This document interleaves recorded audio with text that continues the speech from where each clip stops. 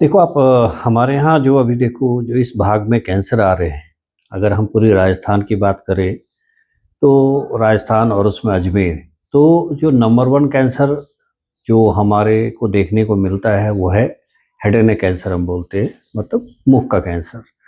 दूसरे नंबर पे आप कह सकते हो फेफड़े का कैंसर आता है।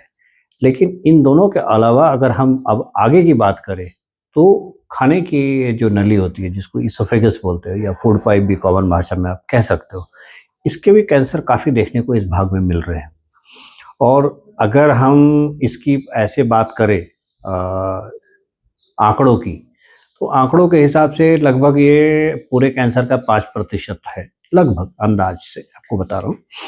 लेकिन फिर भी इस भाग में न जाने क्यों काफ़ी देखने को मिल रहा है। अब इसका एक ही मतलब होता है कि कुछ ऐसे यहाँ की जो लोगों के खाने के कल्चर या बहुत सारी चीज़ें होंगी, जो इस भाग में कहीं न कहीं हमारे खाने की नली को इंज्योर कर रही होंगी काफ़ी लंबे समय से।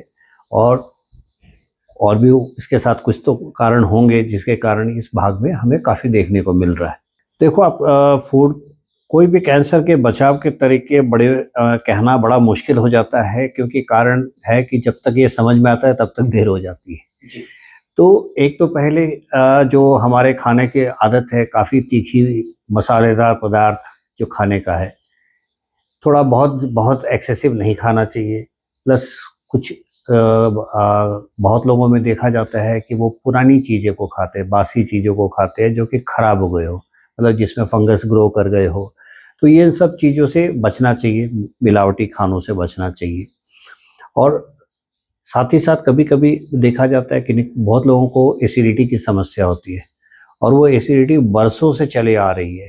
तो धीरे-धीरे क्या होता है, जब ये एसिडिटी फूड पाइप में एसिड का रिफ्लक्स हम बोलते हैं, ये चलते-चलते कभी-कभी क्रोनिक बदलाव को जन्म देती है, और उससे भी कैंसर होता है।